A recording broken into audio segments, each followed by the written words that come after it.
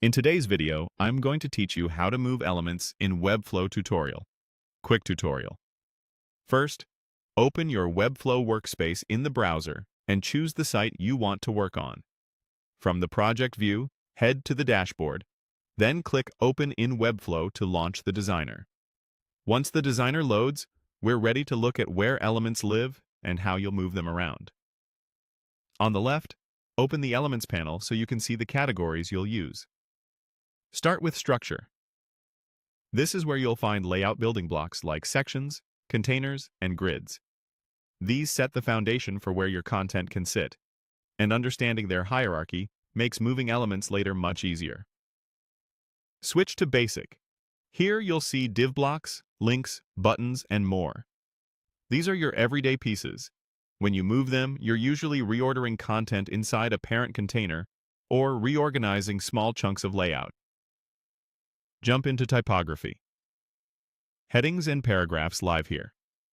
Moving text is typically about placing it within the correct wrapper or beside the right media for better visual balance and accessibility. Open CMS. If your site uses dynamic content, you'll work with collection lists. You can move the list as a whole or reorder static elements around it, but keep CMS items inside their list for structure to remain intact. Next, check media for images and videos. These are commonly moved to improve visual rhythm. Watch how spacing shifts when you reposition them.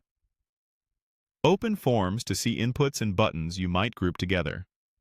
Moving form fields is about keeping a logical flow. Label, input, helper text, and submit button.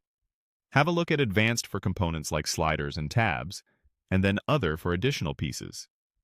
Knowing these categories helps you quickly find and select what you plan to reposition. Back in Structure, select an element on the canvas. You'll see a highlight indicating it's active. That highlight guides you as you drag. The blue insertion line shows exactly where the element will land. If you need finer control, select the element again so you're sure the correct layer is targeted. Now revisit Basic and pick a common block. Drag it above or below its siblings and watch for the blue line to confirm the new spot. In Typography, select a heading and move it into the right parent so it inherits the correct spacing. Finally, in Media, choose an image and reposition it to balance your layout. After each move, glance at the canvas at multiple breakpoints to ensure everything still lines up cleanly. That's it. Quick, precise movement of elements in Webflow, with confidence in where they belong.